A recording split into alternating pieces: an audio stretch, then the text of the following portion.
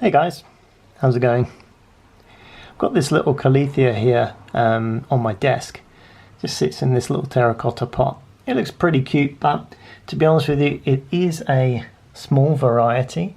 I don't think it's going to get particularly big, and it's a reasonable sized pot. I think it's a little bit out of proportion with the pot size personally, and it's a nice terracotta pot as well, and I think I could probably use it better with another plant. So you know what, I think I'm gonna repot it. I've picked up a cheap pot that's smaller than this the other day that I think will suit this better, and it also doesn't have draining holes, so I wouldn't need any drip tray for my desk, which is probably better. It just looks a bit more tidy personally. This is one of my DIY drip trays, which is simply a plastic punnet from the kitchen. Very useful. It's quite minimal, being see-through as well, which is quite useful. But in this case, I think we're going to give this Calathea a different pot, and then this pot will be freed up for something else. So I thought I would bring you along as we whip this one out and change it round. Come on, let's go. Alrighty, so here is the pot that I think will work with this Calathea. Once again, I've gone for similar. If you look at the hues of green compared to the hues of green on there, I think they look similar, and I quite like to do that from time to time when I can with pots, to match them up like that. I think it gives a nice effect.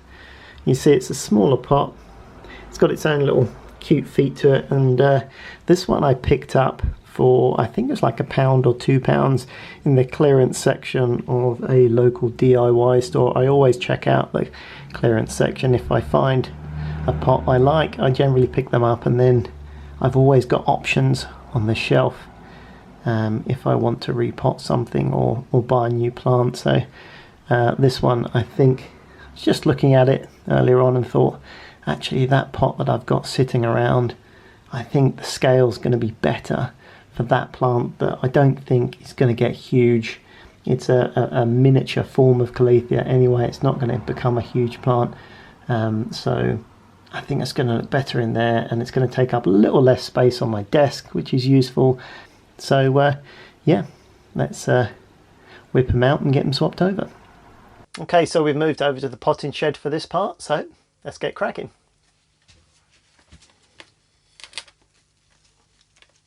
Just going to feel how loose this is in the pot. I've left it dry deliberately to make sure that I can wangle it out a bit better, because I can't squeeze or manipulate this pot being terracotta. So just holding onto the roots a little bit and feeling what it's like. I don't want to break too many roots if I can help it, so I'm just going to dig down a bit as well in the plant.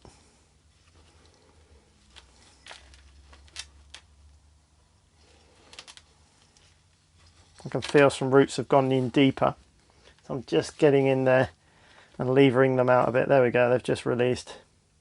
So there we are. There's some, you can see there's some newer roots have grown in since it's been in the pot, which is good to see, which means everything's healthy. Now I've got it out, what I think I'm going to do is just get some water here and just give it a good soak in some water, mainly because, let's pop that in there, just want to get the roots nice and soaked, because this pot doesn't have any drainage of its own. Normally after I've repotted a plant, I'd want to give it a good soak and get all of the water really nice and moist, but because this pot doesn't have drainage holes, I can't do that. When I water it, I'll only give it as much as the plant needs, in which case it is actually easier to just soak the roots like that. That's probably enough.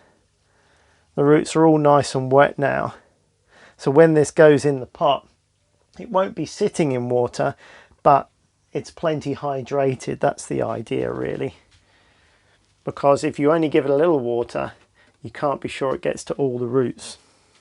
This Calathea hasn't been in the pot very long, to be honest with you, so I'm not going to worry about changing the soil. It's still good.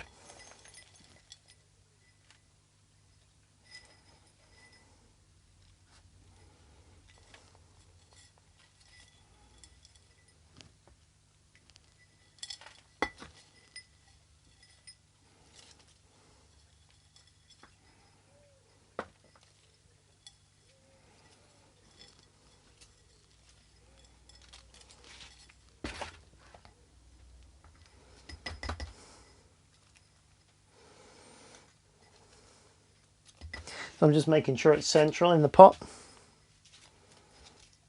Giving a little firm in as well, not too much. Don't want to damage the roots while I'm doing it. I always think it's good just to stand back, just to make sure it's sitting how you want it in the pot, because you can still sort of pull it out a bit and move it around if you need to. So I think that's pretty good in there actually, I like that.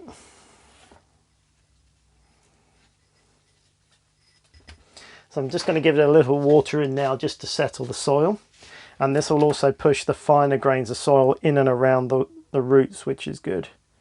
But again, we're not soaking it because the water will sit in the pot. So being sparing, but just making sure every bit of soil gets some water.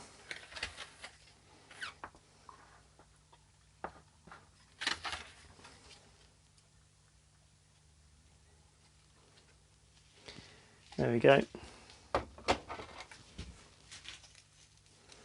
That's probably enough, I would say. Yeah, I'm pleased with that. That looks good. Before we go, I just want to show you this.